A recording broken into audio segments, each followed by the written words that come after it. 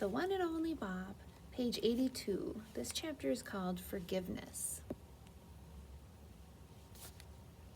Seems like forgiving humans is one of those doggy things we're all supposed to do, like having zoomies or doing bed boogies. It's written into our canine souls. Well, somehow I didn't get the memo, the one that apparently went out to every other dog on the planet, about forgiveness. Why should I forgive the humans who tossed me and my siblings out into the night? When you forgive, you lose your anger, and when you lose your anger, you get weak. And when you're weak, you can get hurt all over again. The art of human watching. By the time we reach the park, the sky is definitely in a bad mood. Gray clouds galloping like panicked horses, the nervous scent of rain on the way, the kind that makes you antsy in your own skin. When we get near the employee entrance, I hop onto Julia's backpack, like always.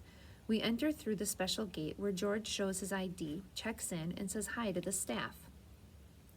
Pet dogs aren't allowed at the park, Natch. Foxes, wolves, jackals, my dog cousins, they are. But in my opinion, even though they're technically part of the extended family, they're nothing like dogs. Only dogs have perfected the art of human watching.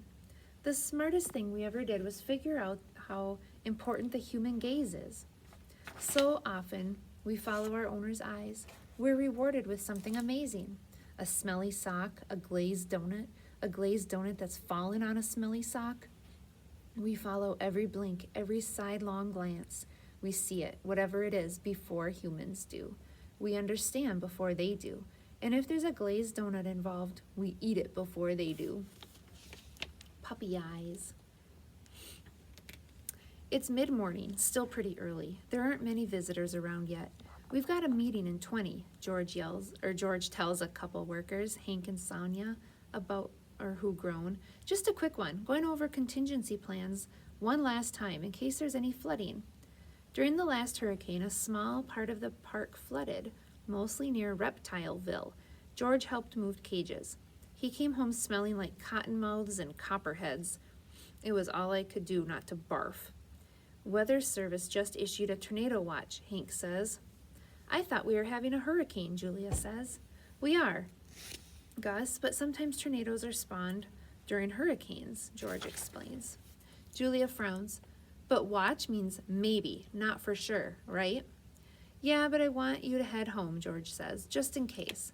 Please, Dad, just 10 minutes, Julia says. She's using the special voice she reserves for moments when she really, really wants something from her parents. I guess kids manipulate their moms and dads the same way dogs manipulate humans. I don't know, George begins. I promised Bob.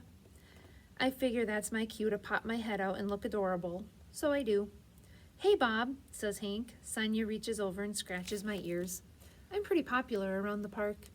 I give George my best puppy eyes, and he caves. 10 minutes tops, he says. Meet me back here. Puppy eyes. Works every time. Mr. Oog. Here's how I figure puppy eyes got their start.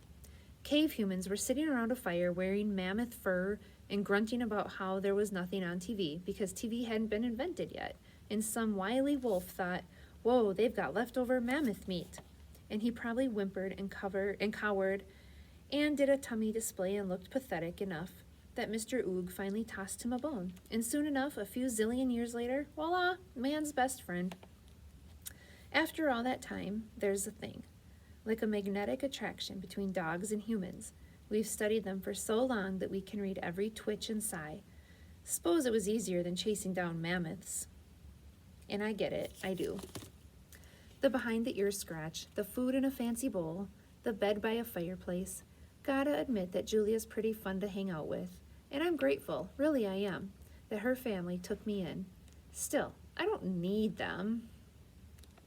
You need someone, eventually. They let you down, and you end up feeling like a real doofus. As Julia walks, I sneak peeks out of her backpack like I always do. We pass the meerkat family, poking out from their den holes like a whack-a-mole game they used to have at Max Mall. I see the flashy flamingos with their one-legged balancing act, and the terrifyingly beautiful tigers. Even their cute cubs give me the willies. Families, I've noticed, take a lot of different shapes. Jim and Joe, the penguins, adopted an abandoned egg. And they are the sweetest doting parents you've ever seen. I saw it with humans at the park, too. Families of all shapes and sizes and colors and genders, and yep, they all seem to do just fine. We round a corner past Sea Otter Alley. Oliver and Olivia are floating calmly on their backs, holding each other's paws. It's pretty adorable, I have to admit. But me, I don't need that trouble that comes with family. Babies puking, toddlers whining, spouses nagging. Talk about a design flaw. Can you see the picture? There it is. Walking around the zoo. All right, we will stop there today. We'll see you guys tomorrow.